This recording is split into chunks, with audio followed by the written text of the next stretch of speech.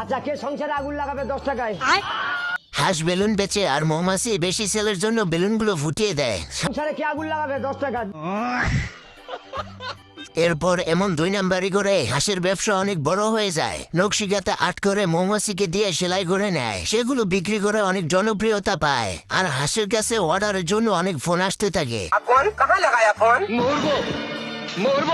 এদিকে মৌমাছি ডিজাইন সেলাই করতে করতে ক্লান্ত হয়ে পড়ে। মৌমাছিকে ক্লান্ত দেখে হাঁস আগে থেকে একটি ফুলের বাগান বানিয়ে রাখছিল, যাতে মৌমাছি টাটকা ফুলের মধু খেতে পারে। किस कलर की चड्डी पहने हो?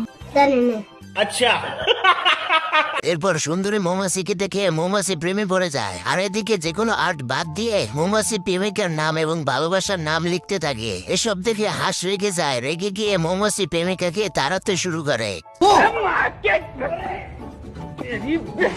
প্রেমিকাকে বাঁচানোর জন্য মৌমাছি চলে আসে হাঁসের কাছে। এভাবে হাঁস আর মৌমাছির বন্ধুত্ব নষ্ট হয়ে যায়। 2000 years. এরপর অনেক বছর কেটে যায়। হাঁস আর মৌমাছি বুড়ো হয়ে যায়। হাঁস মৌমাছির সঙ্গে দেখা করতে এসে যা দেখে, ইচ্ছা করতেছে জাত দিয়ে কুয়ার মধ্যে পড়ি। বলতে একটি ডিম নিয়ে মুরগি নিচে রেখে দেয়। अब देख तू अब तू गया बेटा, अब तू गया, देख तेरी औकात मैं दिखाता हूँ तुझे। এরপর মোরগ চলে আসে নতুন বাচ্চা দেখার জন্য।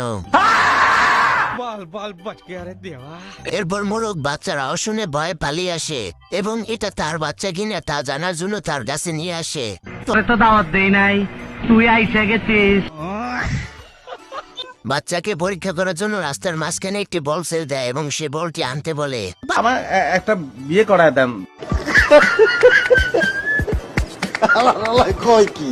এরপর বাচ্চাটি মোরগটিকে বলে রাস্তার ওই পার থেকে বলটি নিয়ে আসতে। আমার কাছে কোনো ব্যাপারই না। এই বলে মোরগটি চলে যায় রাস্তার ওই পাশ থেকে বল আনার জন্য। হেকারে ভাই, হেকারে। আহা আমি পারি না, আর পারি না। স্যালুট ভাই, স্যালুট। আপনার ভিতরে এত প্রতিভা ভাই।